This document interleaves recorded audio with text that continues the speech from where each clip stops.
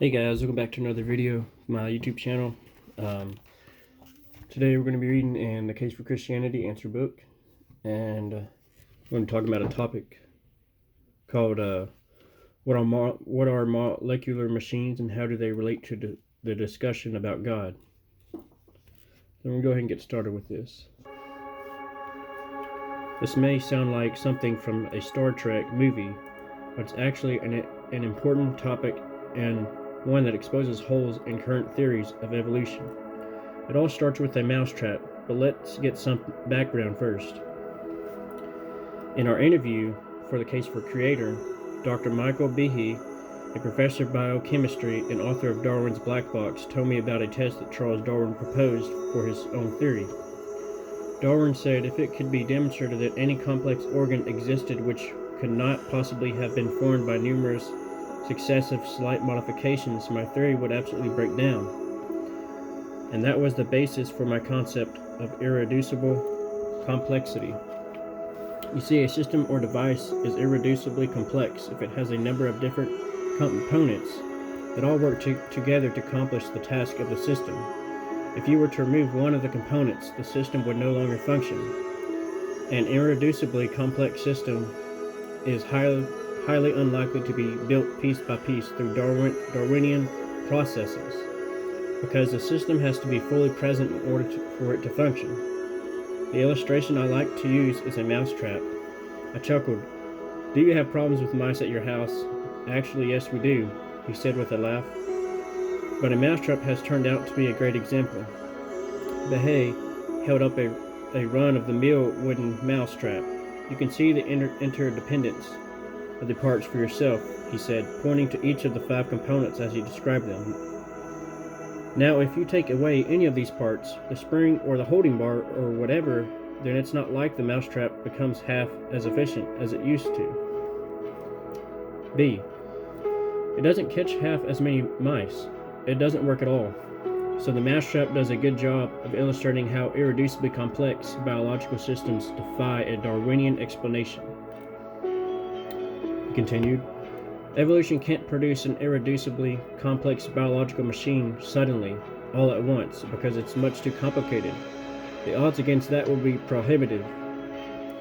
And you can't produce it directly by numerous successive slight modifications of a precursor system, because any precursor system will be missing a part of consequently couldn't function. There will be no reason for it to exist." I asked, "Are there a lot of different kinds of biological machines at the cellular level?" "Life is actually based on molecular machines," he replied. "They haul cargo from one place in the cell to another. They turn cellular switches on and off. They act as pulleys and cables. Electrical machines let current flow through nerves. Manufacturing machines built other machines. Solar-powered machines capture the energy from light and store it in chemicals. Molecular machinery lets cells move, reproduce, and process food. In fact, every part of the cell's function is controlled by complex, highly calibrated machines." Behe motioned toward the mousetrap. "And if the creation of a simple device like this requires intelligent design," he said, "then we have to ask, what about the finely tuned machines of the cellular world? If evolution can't adequately explain them, then scientists should be free to consider other alternatives." Behe had taken Darwin at his word and demonstrated how these interconnected biological systems could not have been created through the numerous successive slight modifications that his theory demands.